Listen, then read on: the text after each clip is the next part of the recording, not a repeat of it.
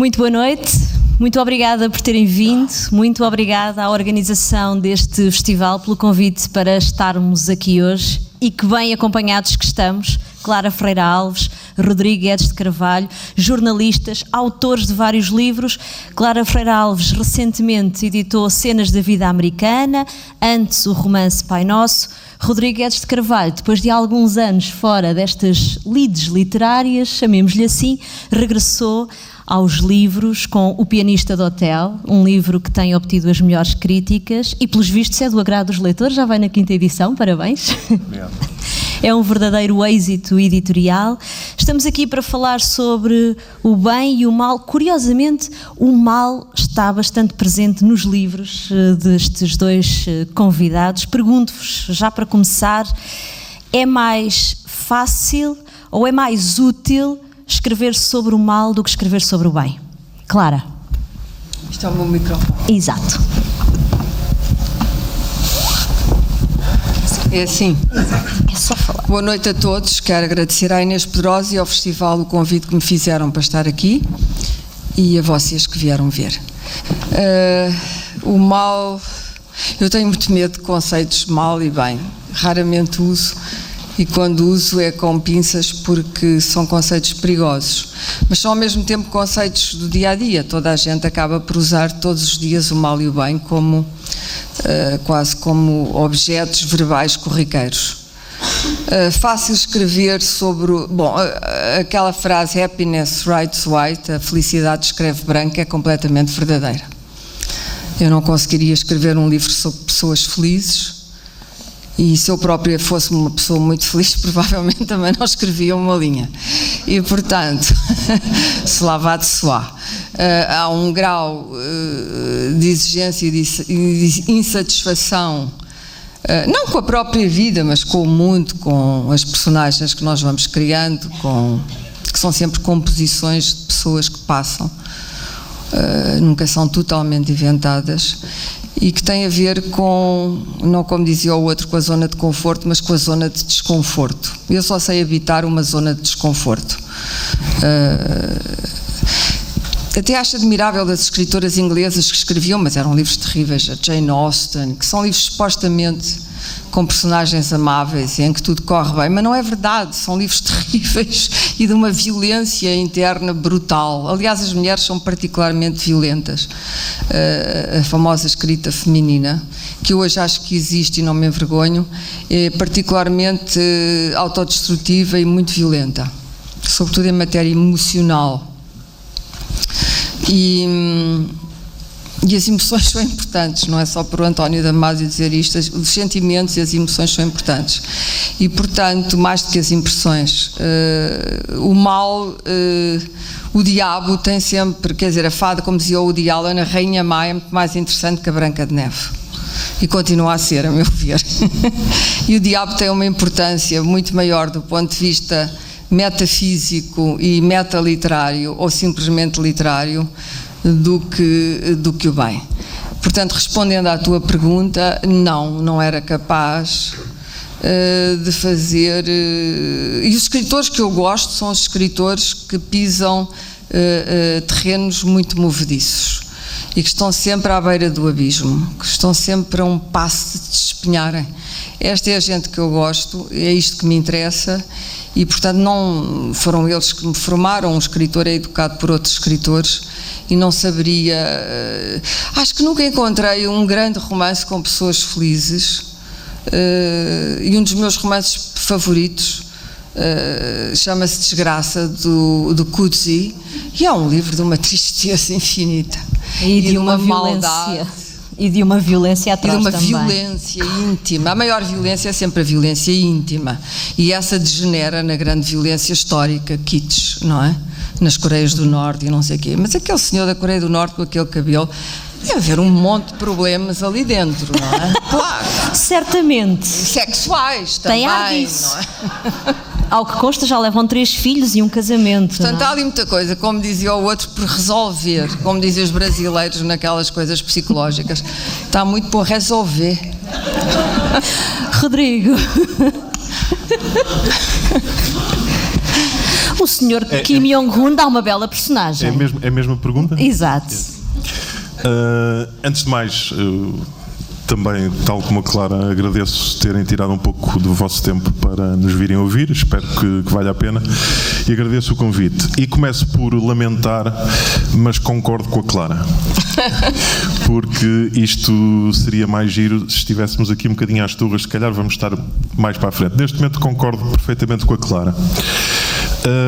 Aqui há uns tempos a minha mulher foi ao cabeleireiro e a cabeleireira disse que tinha visto numa revista que eu tinha escrito um livro e perguntou-lhe se o seu marido escreveu um livro. Escreveu. E é o quê? É um romance. Ah, que bom, vou ler.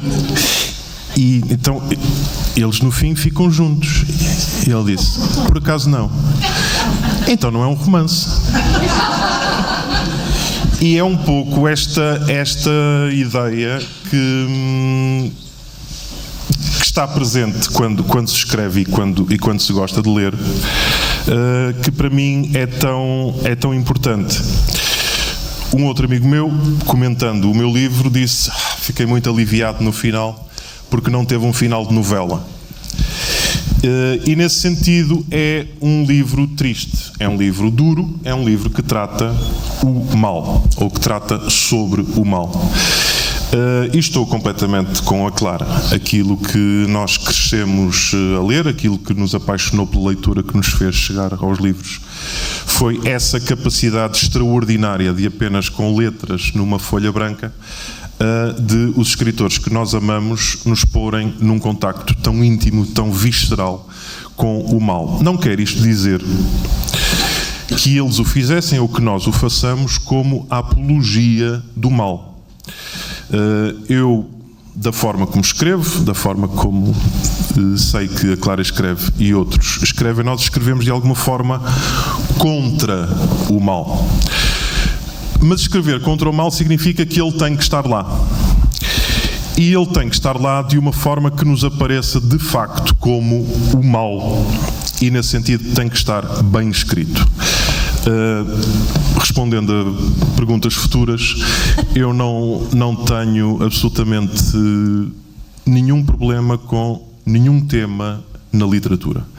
Para mim os livros são bem ou mal escritos. Não há qualquer outra forma de escrever. E os romances que para mim são bem escritos são esses que me trazem o mal em toda a sua potência que por vezes até nos provoca algum asco, que nos traz desconforto, mas que de alguma forma nos faz pensar e nos faz refletir. Agora, é óbvio que a questão do mal é aquela que atravessa, em minha opinião, toda a grande literatura, e é uma questão urgente desde sempre. É uma questão, não é só porque hoje estamos numa época em que se passa isto ou se passa aquilo outro. Caramba, não estamos numa guerra mundial como viveram os nossos pais e os nossos avós, não estamos numa grande depressão. Portanto, todas as épocas tiveram o seu mal e o seu bem. E, portanto, não é a literatura contemporânea agora que está a inventar nada. O que a literatura pode e deve é ser, não acredito numa literatura apátrida, nem numa literatura que esteja ausente do seu tempo. E, portanto, naturalmente, nós refletimos, mesmo que não seja essa a intenção, e eu acho que a intenção é a morte do artista no romance, já podemos falar sobre isso, mas as nossas preocupações acabam sempre por passar debaixo da porta quando estamos a escrever. Por isso, sim, o mal é muito mais romanesco do que o bem. Vamos pegar na questão da intenção, porque me parece importante. Clara, certamente aquilo que atravessa a tua escrita também são preocupações, alertas, a intenção de lutar contra o mal. Poderá estar presente de alguma forma? Não, confesso. Evidentemente que moralmente estará. Moralmente estará e tem que estar. Porque isso é o que faz de mim uma pessoa humana. Mas a intenção não é essa. Dizer exatamente, esta questão da intenção é interessante. Qual é a intenção? Não sei qual é a intenção. Porque eu agora estou a escrever outro livro e pensei que ia ser um livro e depois acabou por ser outro livro completamente diferente.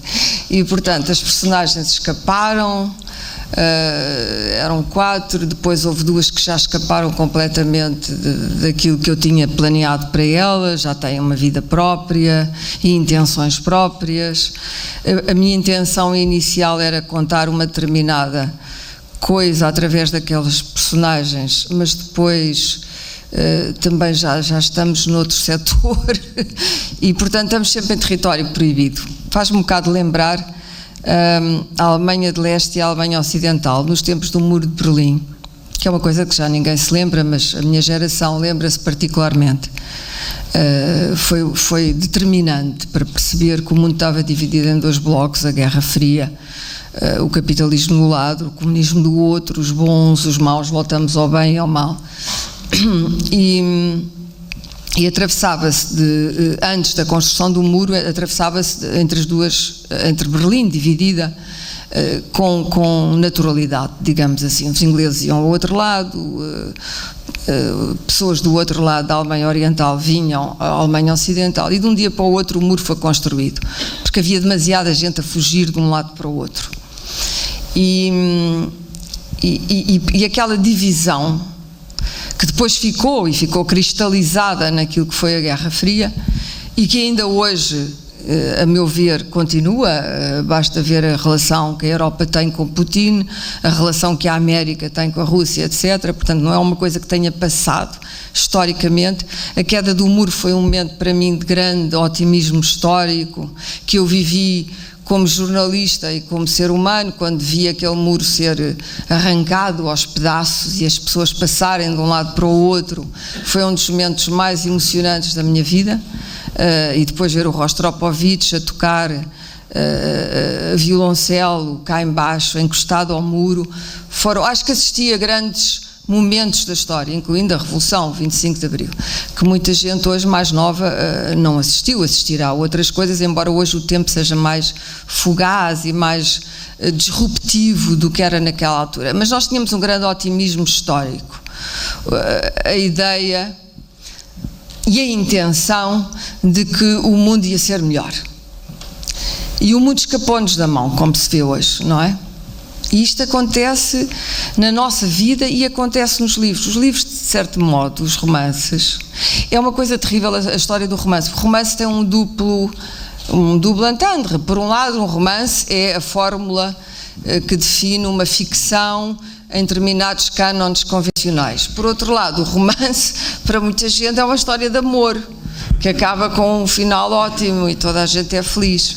Bom, e da verdade, o romance pode ou não ser uma história de amor, mas raramente é uma história de amor, é apenas o nome que se dá, ou a novela é um género excelentíssimo, não significa que seja uma história de amor, ou que acabe bem e que tenha príncipes e princesas.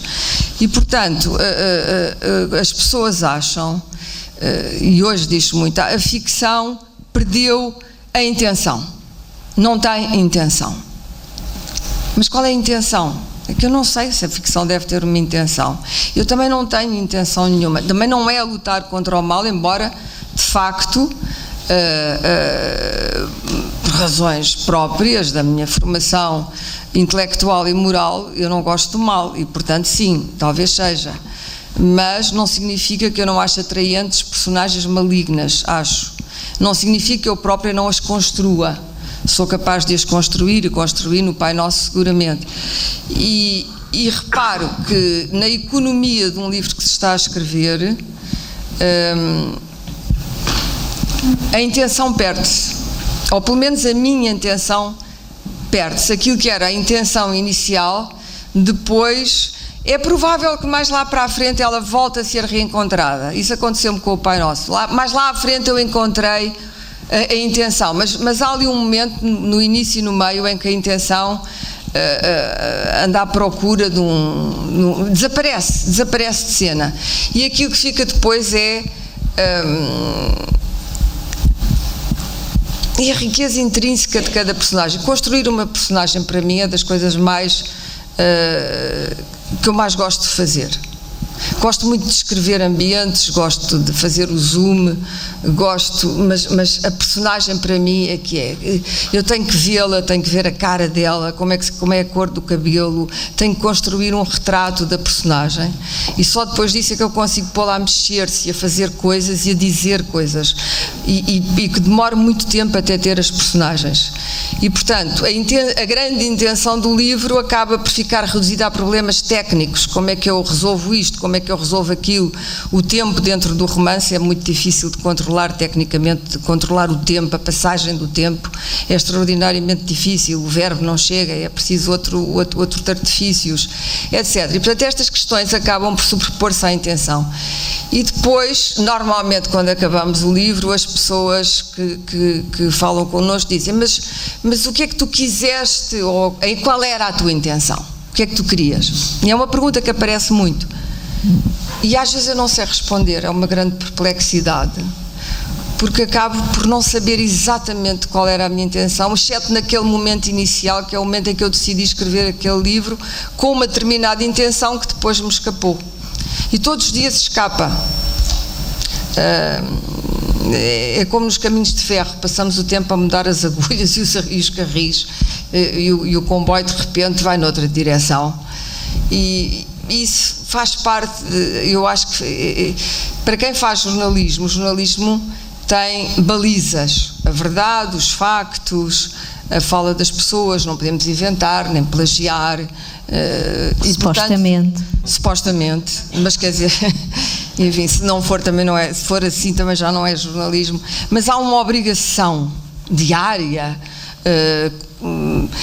absurdamente pesada de equilíbrio e de intenção, justamente. E o jornalismo, sim, ergue-se como construção contra o desvario. Não vou falar do mal, mas contra o desvario, e como claridade onde há escuridão.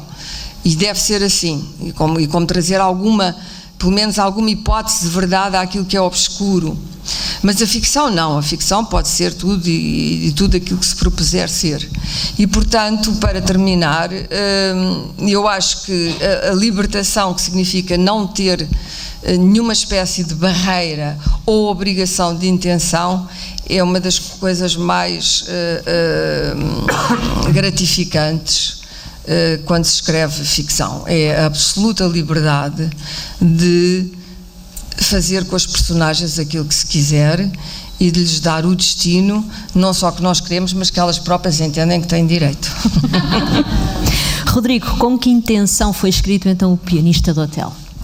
Com nenhuma. Foi escrito com a única intenção de contar bem uma história. E aqui, respondendo ao mote, a questão do bem para mim é essencial. Eu, quando escrevo, quero escrever bem. E acho que escrever bem, onde cabe tudo, é o que separa, de facto, aquilo que designamos por literatura, daquilo que não é literatura, ou que é para literatura, como agora está muito em voga dizer. Dizendo isto, eu tento escrever bem e contar bem uma história. A questão da intenção sempre me pareceu a morte do artista por duas razões. Primeiro, porque se eu quiser escrever, se a minha intenção for escrever sobre um tema, e se depois os leitores não perceberem que o tema foi esse, eu falhei. Depois, porque o romance nos reserva imensas surpresas. O grande problema do romancista é que ele quer meter o mundo todo dentro de um romance, como é óbvio. Nós não conseguimos meter só uma coisa. E, portanto, a questão da intenção está morta à partida. Em relação à questão da intenção, eu conto muito com o contributo dos leitores. É muito interessante a leitura que fazem do que nós escrevemos. E muitas vezes a intenção está aí. Eu lembro-me, quando era muito pequeno, em casa de um tio-avô meu que tinha uma quinta, estavam cá fora, os adultos todos, era de noite, e passou, ao pé da cerca, passou uma velhinha a cantar baixinho. E eu perguntei quem é aquela velhinha. E o meu tio-avô, claro, que era o que se usava na altura, quis aterrorizar a criança, como é óbvio. Então disse: esta velhinha passa aqui todas as noites porque ela descende de uma aldeia onde foi toda a gente massacrada, e essa aldeia foi massacrada pela nossa família. Disse assim: ó tio, mas então... E ele: o que ela quer eu não sei. Que ela passa aqui todas as noites, passa. O meu tio contou uma história.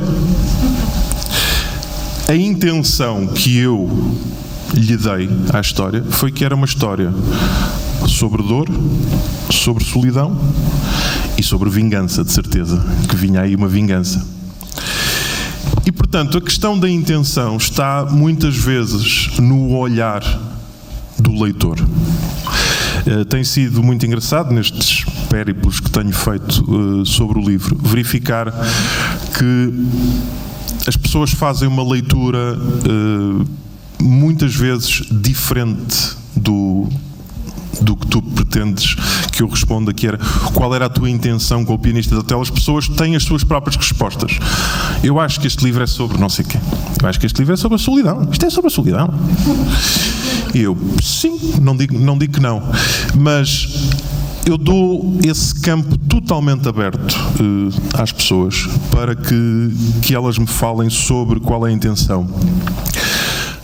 Porque, primeiro, do ponto de vista meramente prático, eu acho que iria falhar, seria redutor se tivesse uma intenção, e porque depois nem nós sabemos qual é a nossa intenção ao escrever um romance. Nós não sabemos. Nós queremos contar uma história e é natural que tudo o que fomos, tudo o que somos, tudo o que interagimos, tudo o que nos aconteceu acabe por passar para o romance. Esperemos que de uma forma melódica em relação à forma como as pessoas leem, mas respondendo à tua pergunta, não tenho zero de intenção, não tenho zero de manifesto, mas como leitor, e penso que à Clara acontecerá a mesma coisa, eu vou tendo muitas dificuldades enquanto leitor, porque já não sou um leitor completamente despojado.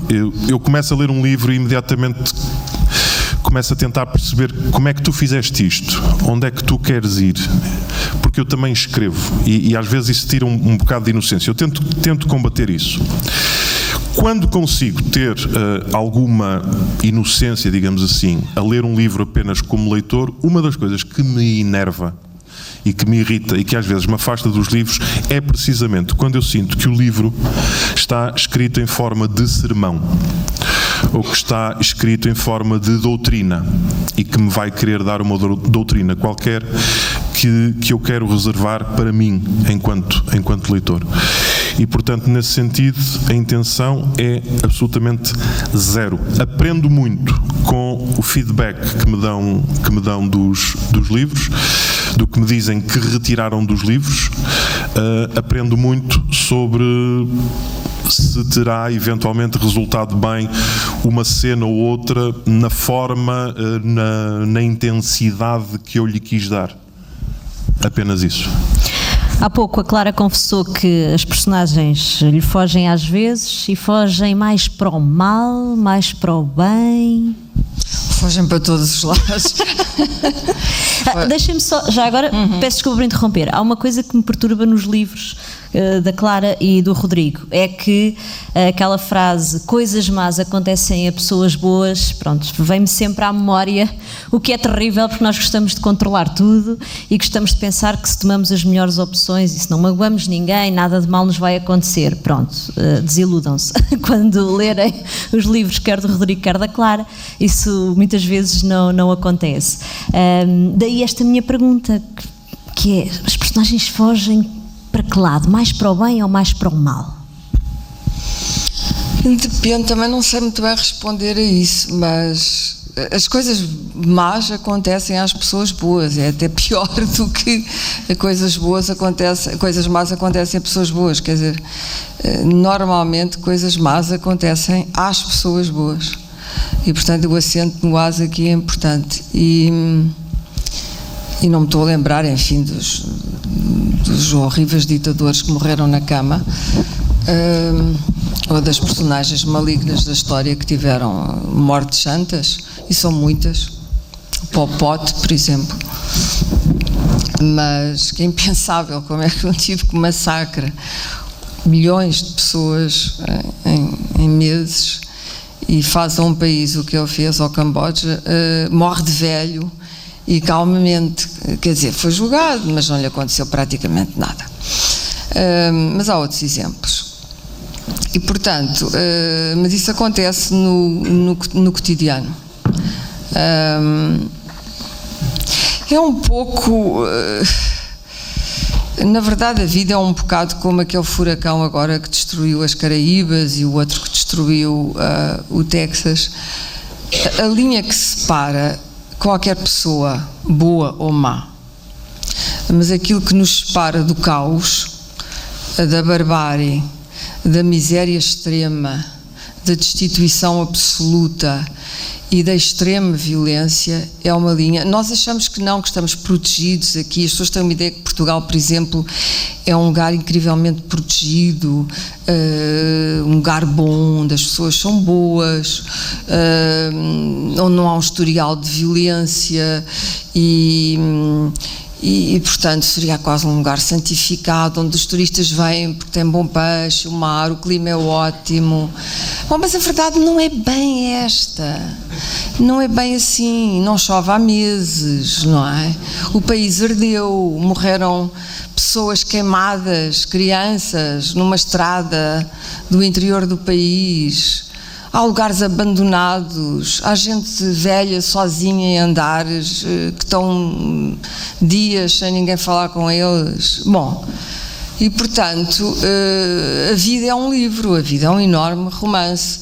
E aquilo que nos separa às vezes do horror, e eu como fiz jornalismo de guerra, acho que vi o horror, e fui a sítios horríveis, onde aconteceram coisas horríveis, a pessoas boas que não tinham feito nada. A guerra é uma coisa extremamente horrível. Isso marcou-me, deixou-me pesadelos, mas também marcou o meu modo de escrever, que é como de um dia para o outro tudo pode mudar na nossa vida. Mas pode mudar de muitas maneiras. Pode mudar porque fomos ao médico e ele de repente senta-se à nossa frente e diz: olha, temos aqui uma coisinha na radiografia, temos que ver o que é isto. Isto pode ser o princípio de um longo calvário, não é? Porque o sofrimento não é só o grande sofrimento histórico, é o sofrimento cotidiano. O marido que chega à casa e diz à mulher: olha, sabes, vou-te deixar, vou-me embora. Ela não estava à espera. Vou embora. Acabou. Mas como acabou a casa? Acabou. Não quero mais. Isto acontece todos os dias. Atos de extraordinária violência acontecem todos os dias. E é este território, esta linha tenue, que poderíamos dizer entre o bem e o mal, sim, ou entre a paz e a violência, ou entre a guerra e a paz, ou entre a violência e o bem-estar. É esta linha, ou entre a tortura e a felicidade. Há pequenas formas de tortura diária nos locais de trabalho. Há pessoas que vivem permanentemente no seu local de trabalho com medo e que são torturadas diariamente, ou pela tirania de alguém, ou pelo medo de perder qualquer coisa que se calhar nem chegaram a ter. E, portanto, os grandes fenómenos, o stalinismo, os Khmer, são reproduzidos ao nível da vida diária por todos nós. Um filho que adoece, um pai que fica demente, são tudo atos de extraordinária violência e que são exercidos sobre... Não há ninguém nesta assistência que certamente esteja isento, a não ser que não seja um ser humano, seja um robô. E, portanto, é isso que me interessa, é essa linha entre estar e não estar, estar vivo e estar morto, estar bem e estar mal, sofrer e não sofrer. E, evidentemente, eu sei que tempos fugem e que tudo isto é demasiado breve e que nunca podemos descansar. E escrever para mim é a forma que eu encontrei de nunca estar descansada. Eu desde criança que sou inquieta, fui sempre uma criança atormentada, com pesadelos, enfim, não era uma daquelas crianças calmas, era sorumbática, falava pouco e lia muito e era assombrada pelas coisas que lia e sonhava imenso, sonhei sempre imenso de todas as maneiras. Mas os sonhos bons foram sempre inferiores aos sonhos maus na minha vida. Tive muitos sonhos maus, depois tive coisas na minha vida que me pareciam que eram um sonho mau, mas eram a realidade, coisas que me aconteceram, tragédias pessoais, etc., não só as tragédias históricas. E portanto, a todo o tempo eu estou muito consciente que é neste território que eu me movo.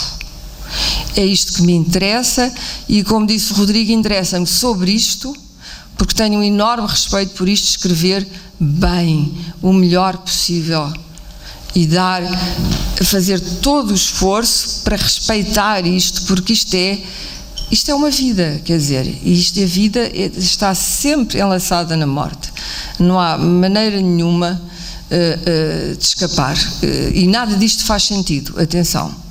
Saber porque é que estamos aqui e porque é que temos de morrer e porque é que desaparecemos com esta vitalidade enorme que nos leva a sobreviver, porque é que tudo isto cessará um dia e o problema da extinção é provavelmente o único grande problema, é o grande problema metafísico, físico, etc.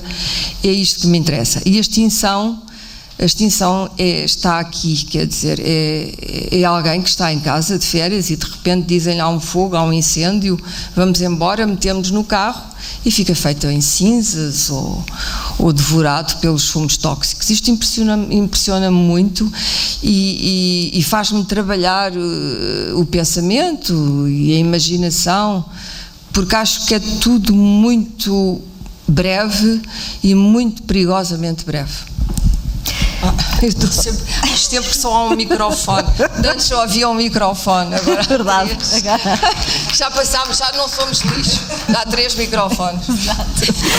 Rodrigo, é também esta linha ténue que separa o bem e o mal que interessa para escrever. Ainda por cima estamos a falar com 2 jornalistas que são todos os dias atropelados pela realidade, não é? Não, são jornalistas e são vocês todos, porque, como já te expliquei isto numa entrevista, às vezes perguntam, vocês jornalistas têm acesso? Não, o que nós temos acesso, vocês têm acesso imediatamente a seguir. Portanto, o mundo que está aí, que a Clara descreveu de forma tão clara e tão arrepiante, ele está aí e nós jornalistas não temos mais acesso a eles. Teremos, eventualmente, em algumas circunstâncias em que repórteres como a Clara estão de facto no terreno, e é muito diferente vermos uma criança levar uma bala na cabeça à nossa frente ou sabermos depois pela televisão, mas o que está a acontecer no mundo, tanto os jornalistas têm acesso a ele como tem imediatamente o espectador. Portanto, nesse aspecto estamos todos em igualdade de circunstâncias.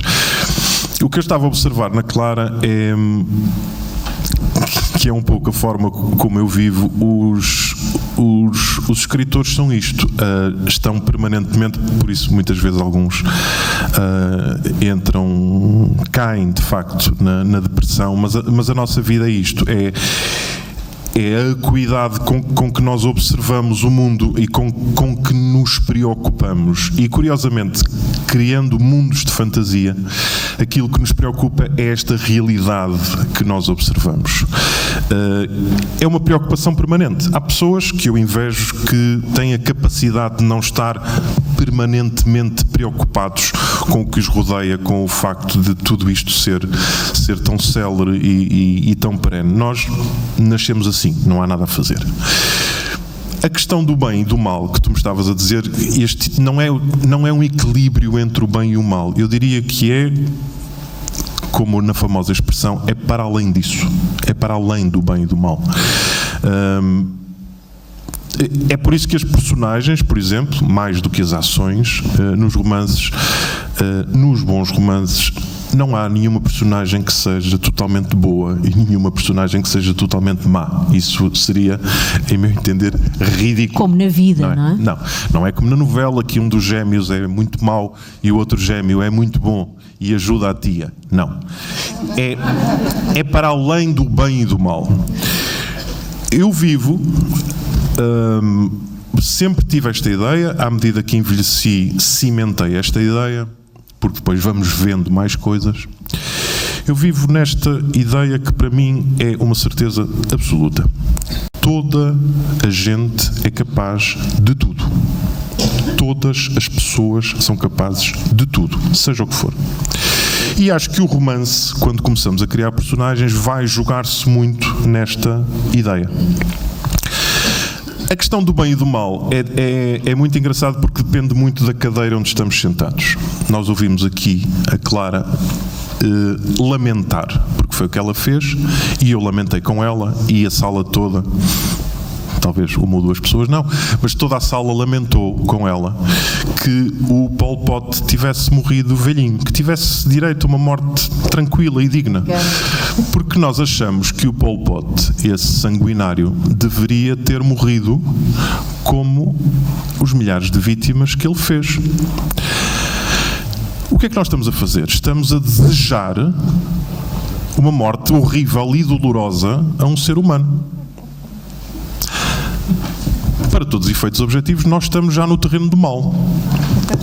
Nós que somos pessoas de bem e gostamos de achar que somos pessoas de bem, estamos no terreno do mal.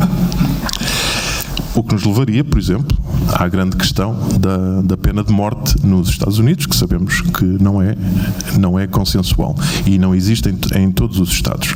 Mas há sempre um momento em que o nosso bem, a nossa ideia de bem, precisa de armas do mal, ou daquilo que nós convencionamos como mal.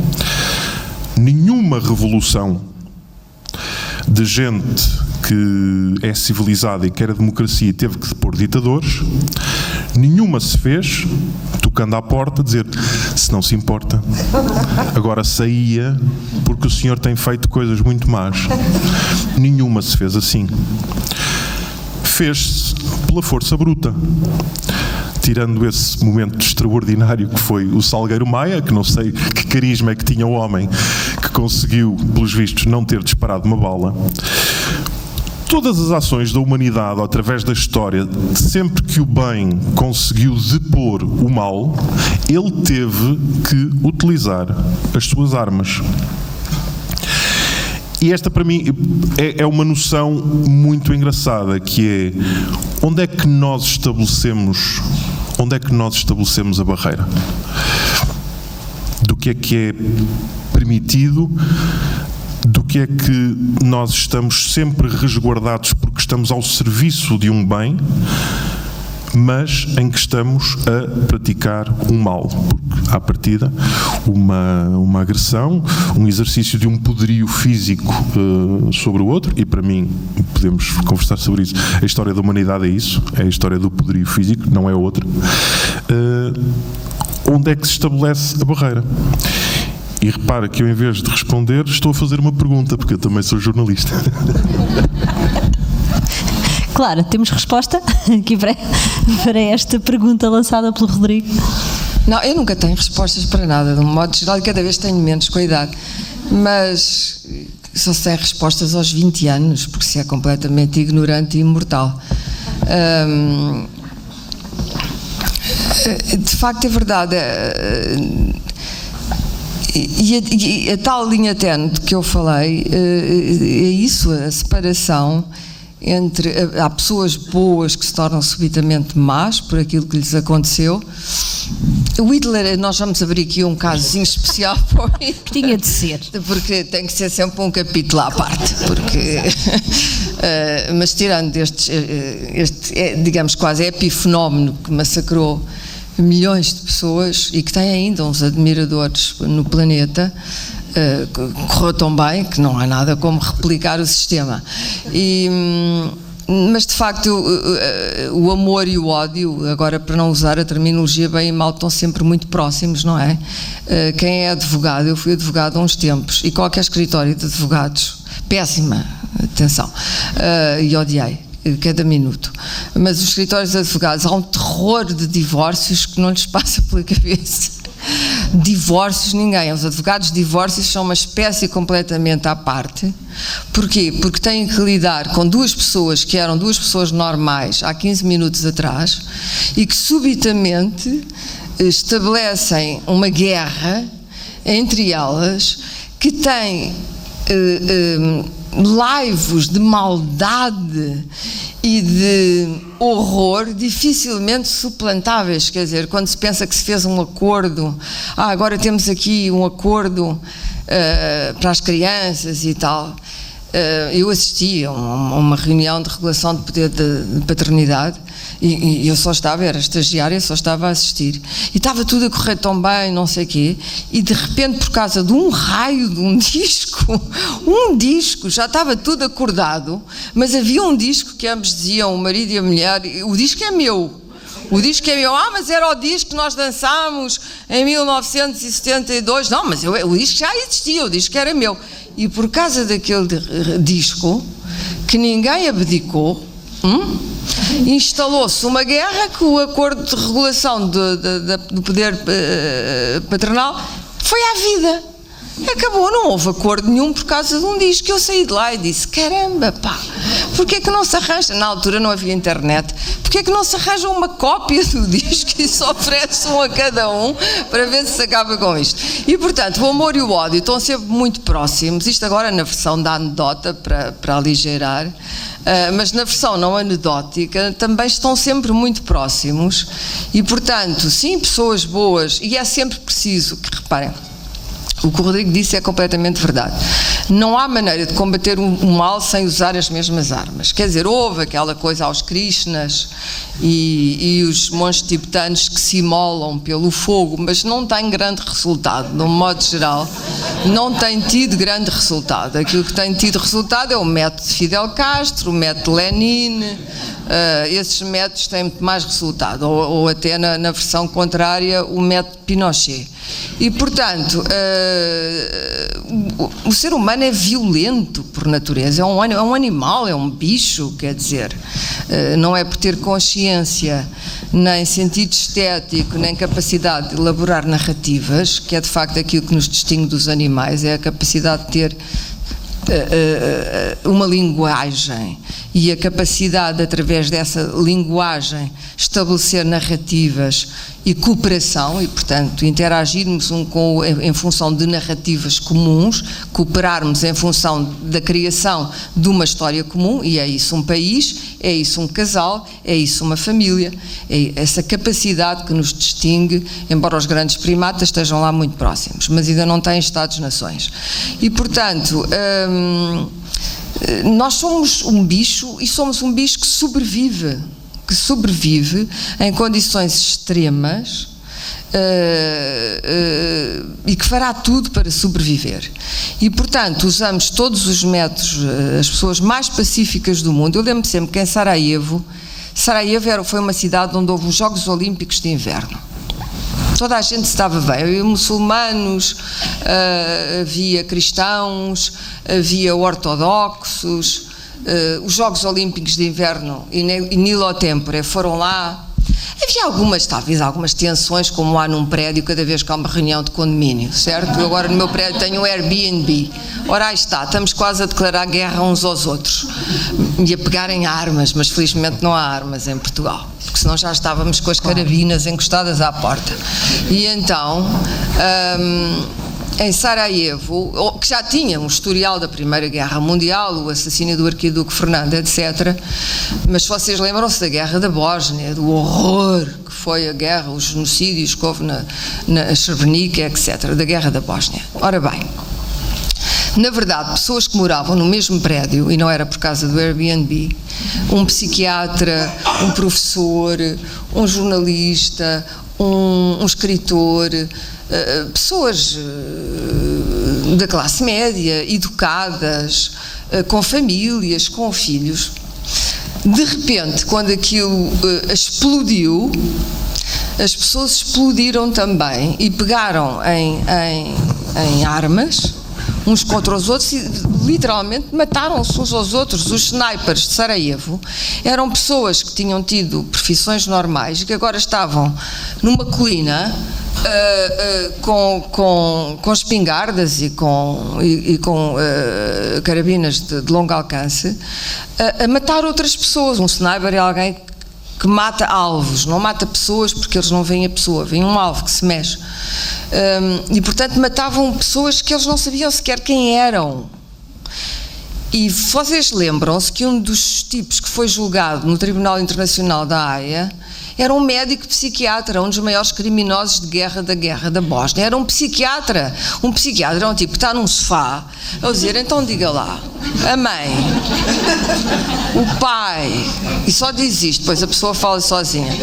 E portanto, e depois receita, quando muito, um sedativo e não diz mais nada durante meia hora. E pá, este tipo era um carniceiro. Um carniceiro. Houve campos de concentração na Bósnia, ou seja, houve ali uma repetição em epifenómeno do nazismo, que depois degenerou, quer dizer, a perseguição, alguns dos primeiros jihadistas que hoje há, esta consciência identitária muçulmana que hoje faz os terroristas contemporâneos, de certo modo começou, muitos dos voluntários muçulmanos que foram combater na guerra da Bósnia, depois um deles assassinou o jornalista Daniel Pearl no Paquistão. Tudo tem raízes e tudo tem consequências, tudo tem causas, tudo tem consequências. E, portanto, nós como bichos, porque é isso que nós somos, mesmo bichos dotados de uma capacidade de invulgar de ciência e presciência, somos capazes de coisas belíssimas, de pintar a Capela Sistina e de coisas terríveis. E sabe Deus que pintar a Capela Sistina não é fácil. E, portanto, e por alguma razão, o Miguel Ângelo deixou quase a maioria das estátuas geniais que fez inacabadas.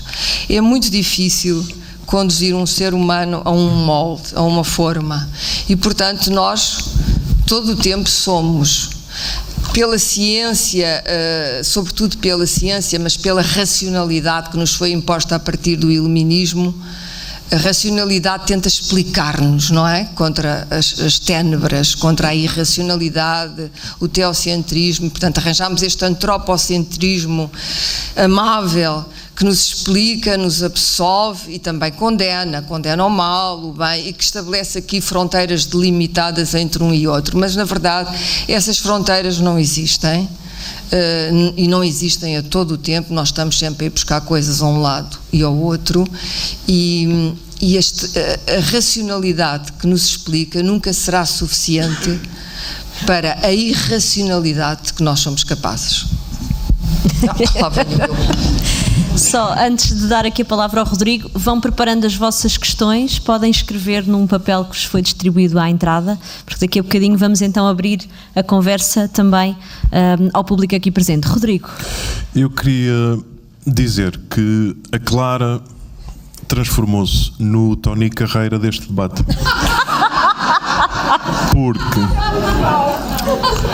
Porque a Clara plagiou uma ideia que eu ia expor antes de eu a expor. E que é a seguinte: a Bósnia foi em 95, 96. Façam as contas. Foi há 20 e poucos anos. Quando nós achávamos, e quando crescemos, os nossos avós contavam as atrocidades da Segunda Guerra e nós achávamos, mas isto agora é um mundo civilizado, isso não voltará a acontecer. Aconteceu aqui, ao nosso lado. Nós hoje, eu tenho amigos que vão passar férias às melhores distâncias da Croácia. Foi um banho de sangue e aconteceu isto exatamente que a Clara contou e que eu ia contar com muito mais pormenor, se não tivesse sido plagiado. Isto não pode ser paralisante, como é óbvio, mas deve fazer-nos refletir quando nós achamos que há coisas que não se passam. A Clara referiu há pouco, lembrou, como vimos agora, os right-wings americanos, em 2017, o choque que é para todos nós aparecerem com as bandeiras nazis e as saudações nazis. Claro que é. Mas estamos a falar de gerações que nem sequer viveram isso. A mim faz muito mais confusão. E isto prova de que bicho estranho nós somos. Quando outro dia, ao ver um documentário que vos aconselho, que se chama I Am Not Your Negro, sobre o James Baldwin. O James Baldwin era um ativista negro, um orador negro, que era uma espécie de síntese entre o Malcolm X e o Luther King. Luther King pela não violência, pela passividade. O Malcolm X queria ir à tromba a toda a gente. E o James Baldwin situava-se um pouco no meio. Bom, o que esse documentário faz é reavivar com algumas imagens absolutamente inéditas imagens dos Estados Unidos nos anos 60. Nos anos 60 não tinham passado 20 anos sobre a Guerra Mundial, a Segunda Guerra Mundial, onde os pais daqueles indivíduos tinham estado a combater os nazis. E em 1960 nós temos uma das primeiras miúdas negras que vai escoltada para a escola onde lhe é permitido estudar. Ela é escoltada pela polícia e está a ser insultada e tentar agredida por manifestações de neonazis ou Ku Klux Klan.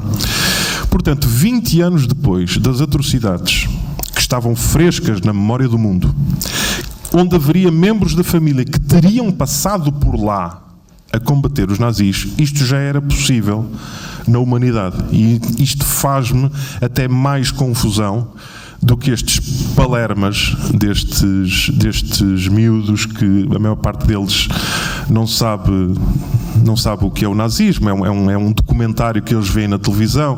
Alguns palermas ainda por cima dizem que o símbolo não tem problema nenhum, porque até era um símbolo budista e era de outras religiões. E, portanto, nós temos nesta altura uma quantidade enorme de atrasados mentais que sempre existiram, mas nós andávamos contentes porque não os conhecíamos. Agora conhecemos-los porque há o Facebook. E então, uma das questões do Facebook, como dizia, já o Oscar Wilde dizia sobre o jornalismo, que tinha uma grande vantagem, que era, ao propagar o pensamento dos ignorantes, fazia-nos estar em contacto com a ignorância brutal da sociedade. E é um pouco o que o Facebook hoje em dia nos faz. É que nos mostra e que nos esfrega na cara a quantidade de atrasados mentais que existem. Eu também me rio, alguns comentários eu rio-me, depois outros choro e preocupa-me. Tal como a Clara, eu estou preocupado, porque isto basta um fósforo, basta uma reunião de condomínio por causa de um cão que ladra e a coisa pode dar para o torto. Porque uma coisa é uma reunião de condomínio num Estado de Direito. A reunião de condomínio na Bósnia sem lei, um gajo diz, é já hoje. E vai a casa buscar o taco de beisebol e volta para a reunião. Isto parece uma piada, mas foi basicamente isto que aconteceu. A questão da Bósnia, que foi uma questão rássica, foi política, foi étnica, foi o que vocês quiserem, mas serviu, como em muitas outras guerras, para que se acertassem contas. Havia contas por acertar, aquelas que nós... Este cabrão do segundo A põe-me sempre o carro para aqui a bloquear o meu. Não vamos fazer nada, não é? Mas se não há lei, é um problema. E se não há lei, as questões do bem e do mal ficam muito confusas. Porque eu há pouco dizia que todos nós somos capazes de tudo. Acredito nisto piamente. Como acredito que nós só conhecemos verdadeiramente as pessoas e elas próprias só se conhecem em duas situações. Uma é o divórcio e a outra é o poder. A questão do poder, para mim, ainda é mais fundamental. A questão do poder é uma questão muito simples. Eu tenho 1,84 m e está aqui um gato recém-nascido. Se eu quiser, eu pego no gato e esmago o gato. Porque posso. porque consigo, ou atiro o gato contra a parede. Se eu faço isto ao gato, ou se lhe dou de comer, ou se o ponho a dormir, é o que me define. E, portanto, a questão do poder, que muitas vezes passa despercebida, e o poder está em tudo. O poder está no local de trabalho, como dizia a Clara, e a quantidade de pessoas que vivem esmagadas por causa do chefe que exerce o seu poder. E o poder está também, por exemplo, nos casos de aquilo que se convencionou chamar a violência doméstica, que eu chamo de violência sobre as mulheres. Vão dizer também há homens vítimas de violência, sim, mas são uma minoria, porque é uma questão de poder, é uma questão de poder físico. E, portanto, a questão do poder é onde se pode julgar, perante uma pessoa que nós observamos, se pode julgar a noção de bem e mal que aquela pessoa tem. Esta é a minha modesta opinião. Vamos às perguntas, mas antes eu gostava que nós deixássemos aqui uma nota um bocadinho otimista. Vá, há esperança, mesmo com Trump como presidente. Eu entrevistei o James Baldwin, que era um homem, já era um pouco velhote, muito simpático, muito magro. E ele, além de ser um negro numa América profundamente racista e ter escrito um livro imperdoável, e justamente I Am Not Your Negro, que ele não queria ser o negro, ninguém era gay, numa altura em que ninguém era gay, muito menos na América.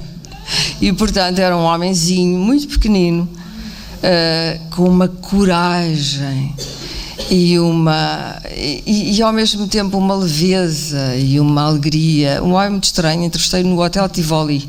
Era eu uma jovem aprendiz do jornalismo. Ele veio a Portugal e nunca mais me esqueci daquele homenzinho, que eu na altura não sabia.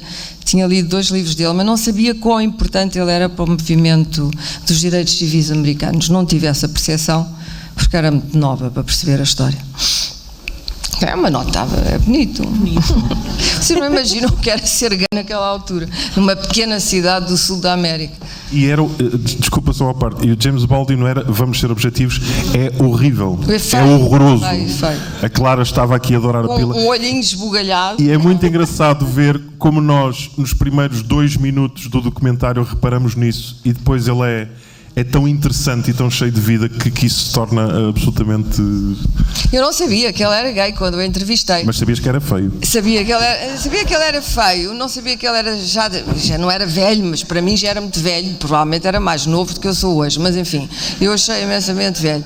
Mas achei que ele não fazia a menor ideia que ele era gay, não tinha reparado, não estava lá em parte nenhuma, e porque eu não tinha lido o livro em que obviamente está lá que ele é gay, esse eu não tinha lido.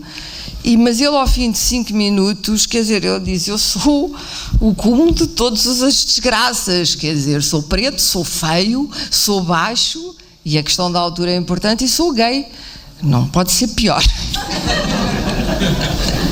E eu disse: não, podia ser mulher. Disse eu. Se fosse preta, baixa, feia e gay e mulher, dizer que era mesmo mau, podes crer. Começou assim a conversa. Mas há esperança ou não, afinal? Então Clara? Não há. Não estamos aqui. Há esperança, Rodrigo? Claro que há. Sim? Claro que há esperança. A esperança é isto, é conversarmos, é andarmos para a frente, é não sairmos todos para ali ou para fora. Há bastantes árvores e enforcarmos-nos todos, quer dizer, eu acho que cada dia, não, a sério, cada dia é um ato de esperança, é viver, é não nos deixarmos sufocar por esta ideia de que o mundo tem coisas horríveis e não adianta adorar a pílula. Ele tem coisas horríveis e tem coisas extraordinárias. E também não digo que vamos concentrar-nos só nas coisas extraordinárias. Não, é aprender a viver com ambas e seguirmos um dia de cada vez, tentarmos fazer o bem que nos for possível, sempre que nos for possível, em vez de esmagarmos o gato, dar-lhe umas festinhas e pronto, e seguir para a frente. E escrever, sobretudo. Escrever. Escrever. Mas o que é que estamos a trabalhar nesta altura? Clara, estamos aí com um livro... Sim. 4 personagens. Tenho 4, mas tenho mais. Mas ainda está. Romance? É um romance. Mas é só portugueses desta vez, não tem estrangeiros, que as pessoas ficaram um pouco... Então, e portugueses? É preciso haver portugueses. Não necessariamente, mas neste caso são portugueses. Escrever é um bocado como... O que é maravilhoso em estar vivo e em rir e tal? O Rodrigo falou no Baldwin, não me lembrava do Baldwin. Citou o Baldwin, e eu aqui de repente vi o Baldwin, vi-me sentada aos 20 anos no Tivoli, com a minha memória começou a funcionar, não é? E vi o homenzinho, um pouco ridículo, que eu achei um pouco ridículo, muito feinho de facto. E de repente estamos todos aqui a rir e tivemos aqui um bom momento. E a vida é isso, é o intervalo entre o horror, normalmente é muito bom e é divertido, e é aí que está provavelmente a felicidade. Os budistas dizem, bom, mas não há felicidade, nem há, é tudo sofrimento, de um modo geral. Por isso é que eles têm aquela carinha ótima. É tudo sofrimento e, portanto, é só não prestar atenção. Não podemos. O meu problema é que eu não consigo. Eu tentei ser budista, mas sou péssimo porque sou católica. Presto demasiada atenção a tudo.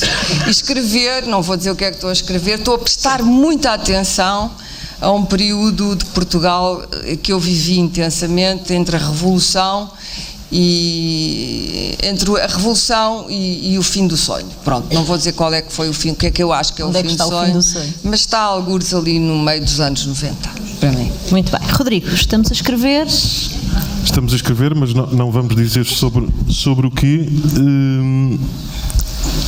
Estamos naquela fase em que as personagens estão a começar a tomar conta elas da brincadeira. Elas também fogem às vezes? Fogem sempre e têm a sua história. Tem menos personagens do que o 100 anos de solidão, mas não muito menos. Ora bem. Temos perguntas?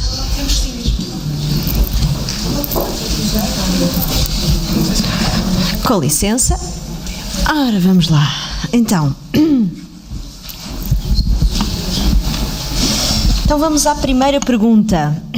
Em termos evolutivos, não será a dicotomia bem-mal uma herança profundamente platónica e idealista e limitadora? É útil, mas será essencial? Afinal de contas, o Homo sapiens existe há milhões de anos e os dois conceitos têm poucos milhares de anos. Clara, vamos a isto? Não faço a menor ideia. Não sei, sinceramente. Sei que a ansiedade da beleza existe há muito tempo. As grutas de Lascaux, e que a beleza ou a contemplação da beleza normalmente produz um certo bem-estar. Não sei se o bem, mas um certo bem-estar. Sinceramente, acho que antes de Platão a coisa já existia. Rodrigo. Bem, perguntas que nos levam à invenção da roda fica um pouco... Mas sim, concordo que eventualmente as noções de bem e mal são mais modernas, digamos assim, do que a história da humanidade. Sou capaz de apostar que os primeiros anitos foi tudo na base da porrada e na base, lá está, de quem tinha mais poder, e os que tinham mais poder tomavam as aldeias dos outros, violavam as mulheres dos outros, e num determinado momento da história alguém disse, calma, vamos pôr aqui um bocadinho de ordem nisto. Isto está mal fazer isto. Mas porquê se eu posso? Mas não é pelo facto de poderes que o vais fazer, está bem? Porque isso não é justo. Pronto, e terá havido este momento na história em que entram as noções de bem e de mal. Agora, não tenho, naturalmente, resposta para isso. Penso que nem o Lévi-Strauss terá resposta para isso. Esta pergunta, penso que mais ou menos fomos respondendo durante a nossa conversa, portanto vamos ser só um bocadinho mais sintéticos. Se a vida é um romance, vale a pena escrever romances? A literatura tem de contar uma história ou contar a vida? Clara? Tudo. Todas as opções são boas. Eu acho que isso está de facto respondido. A literatura é como nós, capaz de tudo. Rodrigo? Sim, tem que, da forma como eu entendo, como eu gosto de lê-la e como eu gosto de escrevê-la, tem que contar uma história e na esperança de que lá esteja grande parte da vida. Aqui uma pergunta mais do foro técnico. Quando escrevem a primeira frase dos vossos livros, depois de os terem concluído? Não, eu tenho perco muito tempo com a primeira frase, porque a minha primeira frase é uma imagem. Primeiro eu passo muito tempo a escrever em pensamento, só depois é que me sento, meses mesmo, em que escrevo mentalmente, tomo notas, faço mapas e depois é que me escrevo para dar àquilo a forma técnica. E o modo como um livro abre para mim é importante, porque ou é neutro, eu só tenho duas maneiras de trabalhar isto, ou é neutro ou é forte. Se for neutro, é neutro, e o que acontece para a frente é que é o âncora da narrativa. Se for forte, tenho que mudar o que acontece para a frente e introduzir os pontos de neutralidade de outra forma. E com este dilema perco muito tempo. Portanto, a imagem é importante e depois eu escrevo o que vejo. Rodrigo? Eu não sei quem aqui leu O Pianista do Hotel, mas faço um spoiler. Eu começo o livro a gozar com as pessoas que dão muita importância à primeira frase do livro. Exato. É assim que o livro arranca. Não é gozar com elas, mas é sabendo que muita gente abre um livro a ver, deixa ver se a primeira frase me cativa. E a frase é sobre isso. Portanto, a frase é o escritor a pescar o olho ao leitor. Eu já sabia que tu ias fazer isto.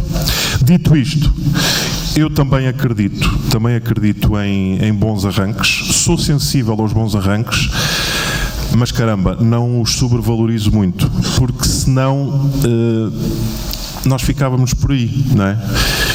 Eu não vou ler um bom arranque de um livro, os primeiros 3 parágrafos, grande arranque, escuso de ler o resto. Vou pousá-lo na estante, o livro está bom. Um bom arranque é sempre bom, como em tudo, como o arranque de uma reportagem, como o arranque de um filme, mas para mim não é determinante. Pode condicionar-me em relação à forma como eu avanço, de estás a ser, como a Clara diz, muito neutro. Muitas vezes a neutralidade é uma escolha, é o aparentemente frágil, é o escritor que diz eu não estou aqui a escrever nada demais, e depois reparamos que não, que era um embuste no bom sentido. Portanto, sim, para mim a questão do arranque do livro é importante. Pronto, fiz esta graça neste livro, obviamente que não voltarei a fazê-lo. O meu próximo livro não começa, vieste aqui a segunda vez, não foi? Não começa assim. Mas sim, gosto de um bom arranque de um livro, mas isso não determina imediatamente se eu fiquei encantado ou se o vou largar. Eu acho que nem é possível, porque o Moby Dick tem o melhor arranque que já se escreveu. Verdade. E suplantar aquilo nem vale a pena, quer dizer, acabou, está feito. Se o mal é um tema transversal à literatura, não haverá o risco da banalização do mal, no caso de um autor não escrever com a intenção de o prevenir?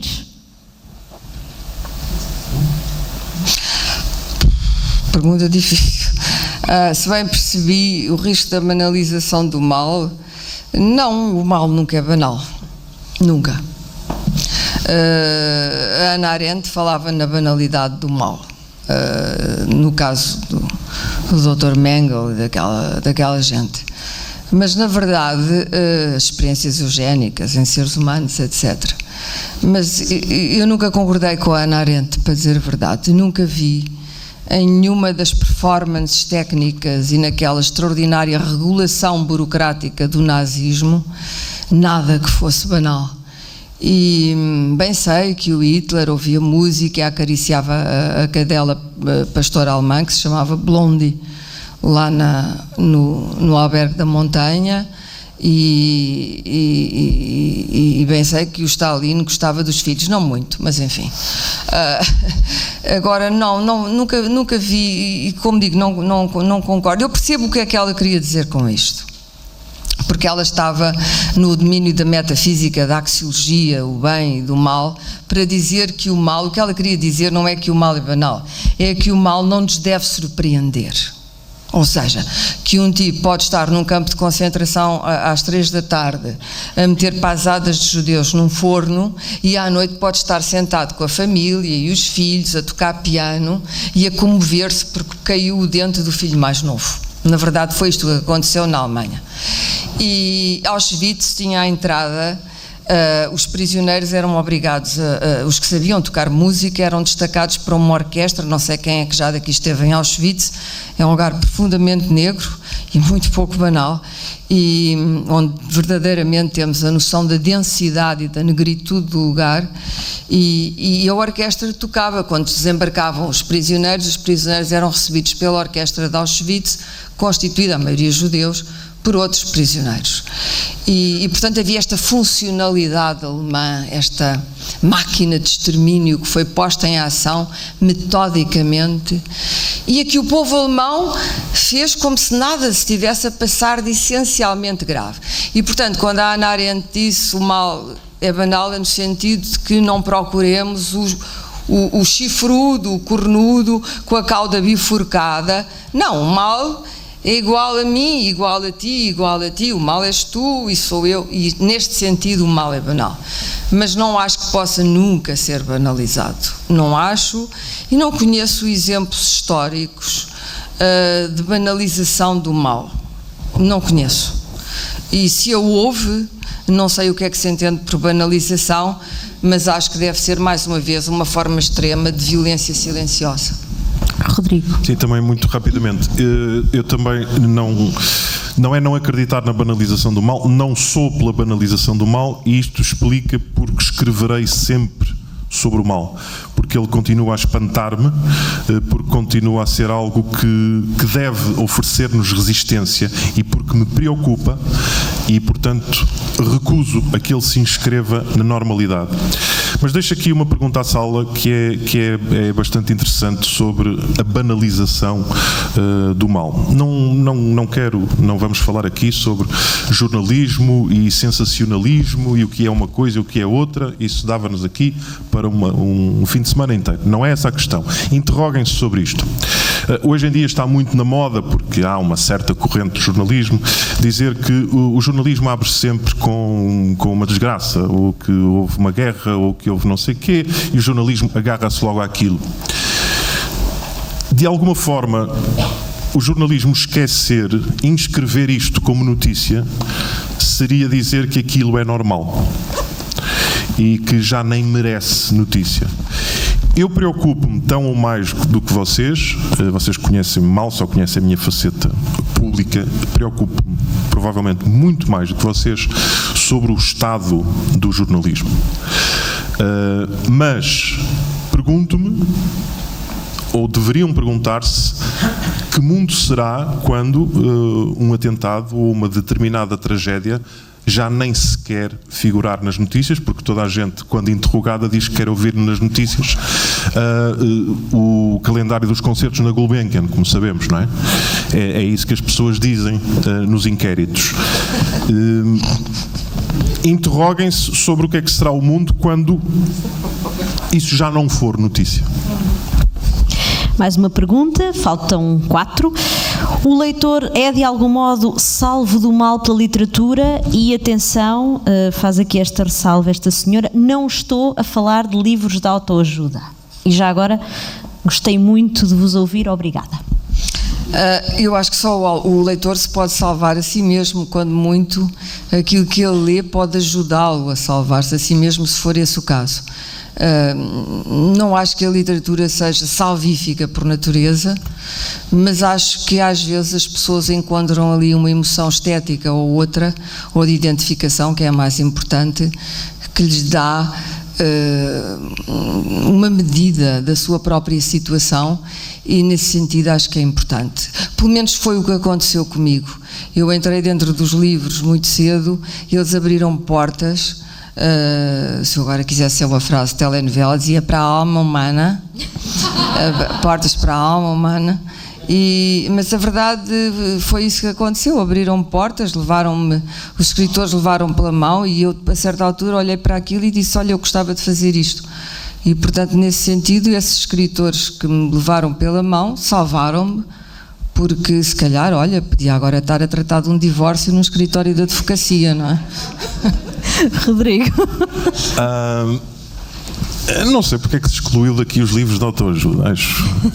Acho que deviam lá estar. Eu concordo com a Clara. O leitor, só o leitor saberá. Eu falo por mim. Aquilo que os livros me deram, eu nunca gostei muito dos livros.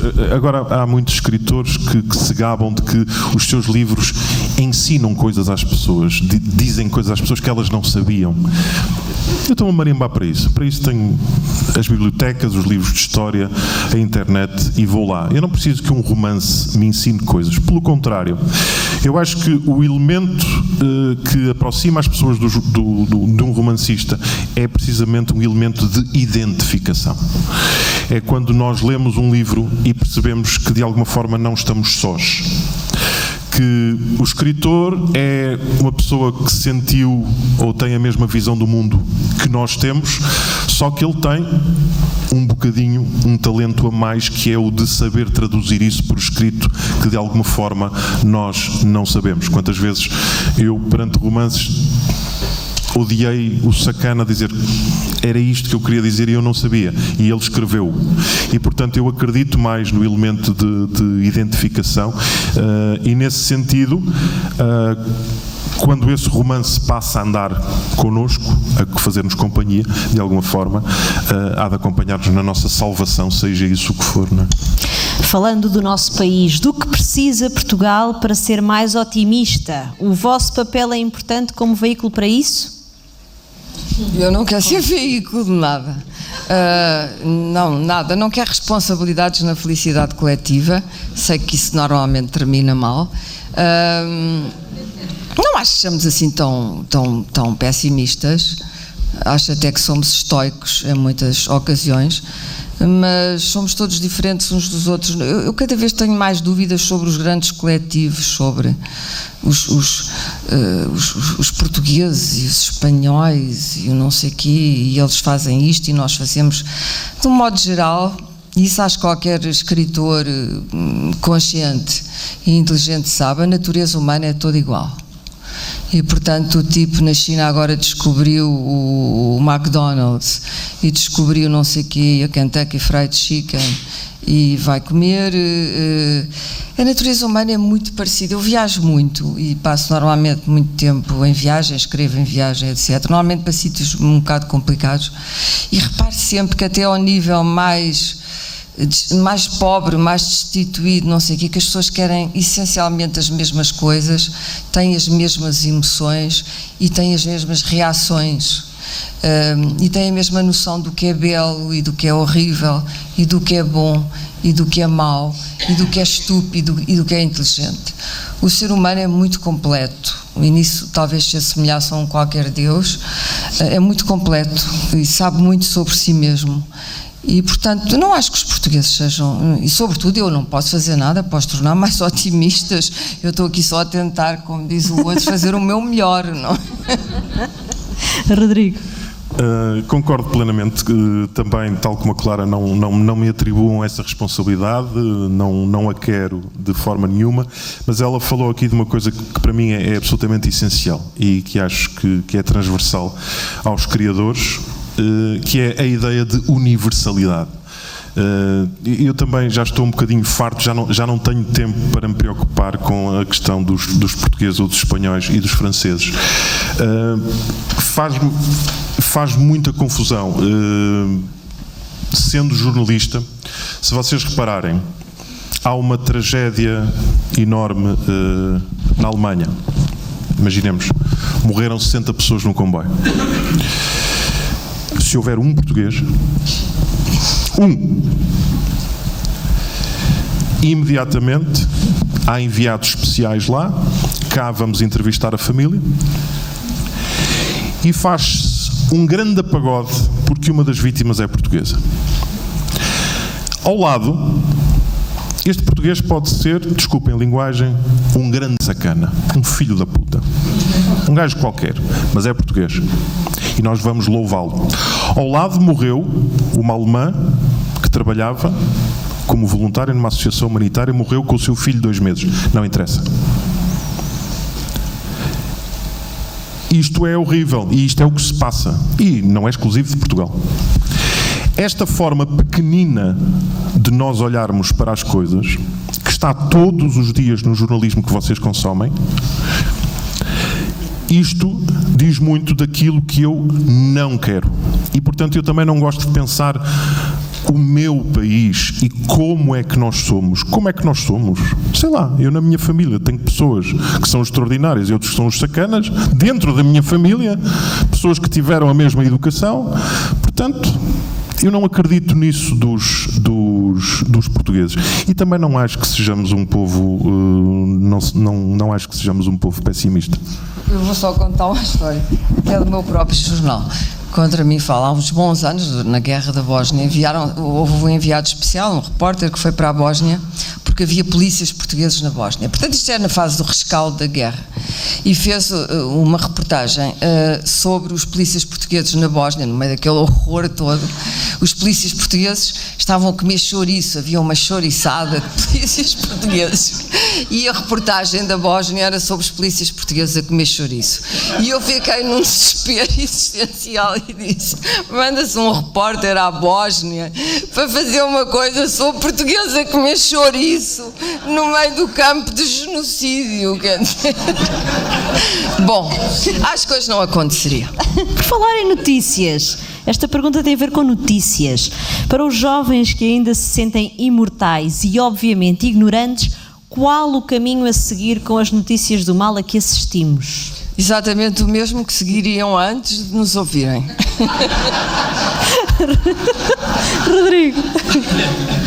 Eu acho que qual era o início? Os jovens que... Perante as notícias do mal... o início. Para os jovens que ainda se sentem imortais e obviamente ignorantes, qual o caminho a seguir com as notícias do mal a que assistimos? É crescerem.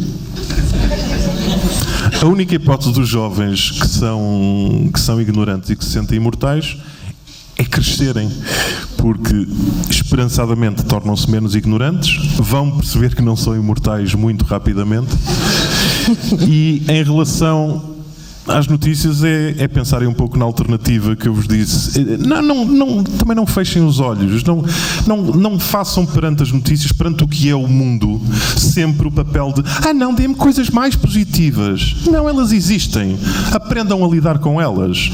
Retirem delas as lições que são precisas. Ao vermos que houve um horror como na Bósnia há 20 anos, eduquem os vossos filhos para que eles não o repitam. Agora, não adianta fechar os olhos, não adianta pôr os jovens em jardins-escolas com flores e com um ambiente liofilizado, porque depois eles saem e há toda uma geração nesta altura que não sabe lidar com as dificuldades e não sabe lidar com as frustrações, porque os pais estão sempre a protegê-los e a dizer-lhes que o mundo é maravilhoso. E guess what? O mundo não é maravilhoso. Há coisas que são duras. Portanto, o meu conselho aos jovens é cresçam. Última pergunta, e esta pergunta tem a ver com uma divisão que começou há alguns anos entre os países que, por exemplo, pertencem ao eixo do mal. Curiosamente, a Clara faz parte do painel do programa. Exato, passa na SIC Notícias. E a pergunta é a seguinte: tenho uma filha que vai fazer uma viagem à Turquia e ao Irão. Estou assustada. Há países que associamos o mal. O Irão é um desses. Os países podem definir-se assim? Portugal é bom, o Irão é mau? Tenho que deixar de ver a CNN. O Irão, não há países maus nem países bons, há pessoas más. O Irão é um país maravilhoso, devo dizer, deixa a sua filha ir para a Turquia e a Turquia também. Já não é tão maravilhoso como era, é preciso tomar algumas precauções, é um país com alguns riscos, de vez em quando há umas cargas policiais bestiais. Eu própria apanhei com gás pimenta e fiquei com uma córnea completamente destruída, mas à parte disso, não se meterem em grandes charilhos nas ruas de Istambul se houver, como disse Rodrigo, porrada, e há muita porrada neste momento na Turquia, sobretudo em Istambul. Agora está mais calmo. O Irão é um país maravilhoso, com muito para ver, é preciso abrir os olhos e é um país, é dos poucos países estáveis numa região que neste momento todas as imagens estão gastas, uma fogueira, um barril de pólvora, escolham a melhor, um paiol, é um país que é muito desconhecido no Ocidente por más e boas razões. O Irão já foi o maior país pagador de terrorismo do mundo, mas já não é há muitos anos, isso era nos anos 80. Tem um grande inimigo metafísico, que são os Estados Unidos, e também por alguma razão os Estados Unidos mataram a única hipótese, assassinaram o primeiro-ministro iraniano quando o Irão tentou ser democrático antes do Shah, portanto isso não deixou boas memórias. Seria o equivalente em Portugal, no 25 de Abril, de assassinar o Salgueiro Maia. Imaginem que havia um contragolpe e que tinham morto o Salgueiro Maia e que a revolução ia por água abaixo. De certo modo isso aconteceu no Irão. E portanto aconselho a ler história. Eu acho que os livros de história nos contam muitas coisas, e os livros de histórias também.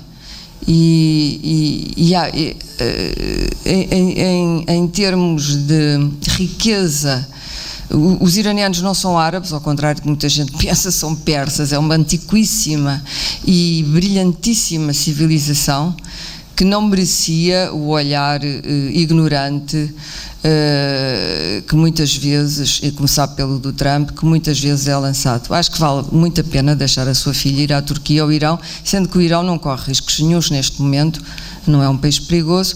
A Turquia evitar cargas policiais e pronto, e há sempre o problema das bombas, mas isso é qualquer coisa que até em Barcelona todos os dias, sim. Rodrigo?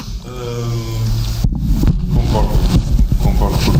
Em relação ao Irão, posso dizer-vos que agora, durante o mês de agosto, um grande amigo meu da SIC, da minha idade, que tem filhos da minha idade, portanto com 24, 25, foi fazer uma viagem, uma road trip com os dois filhos. Tudo correu maravilhosamente, conheceram pessoas maravilhosas e estiveram só no Irão. Em relação aos sítios para onde devem mandar os vossos filhos, talvez para as pacíficas e tranquilas e cosmopolitas Paris, Barcelona e Londres. Muito bem, damos por terminada a nossa conversa. Muito obrigada a todos. As conversas regressam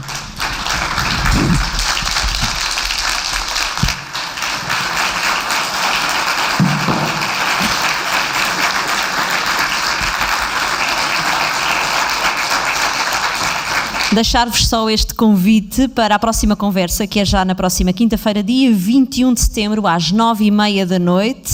Ainda é possível fazerem-se revoluções, um debate com Jaime Nogueira Pinto e Ruben de Carvalho, com moderação de Rui Pego, já agora atrevo-me a dizer, um ótimo programa emitido na Antena 1. E sexta-feira voltamos a falar outra vez de mal também, com Selva Almada e Sofiana, duas autoras que, se não conhecem, têm de conhecer. Elas vão conversar com o Rui Lagartinho sobre verdade, violência. E depois sábado há mais, mas para já marquem nas vossas agendas quinta e sexta-feira aqui na Casa das Histórias Paulo Rego. Muito obrigada, boa noite, boa semana.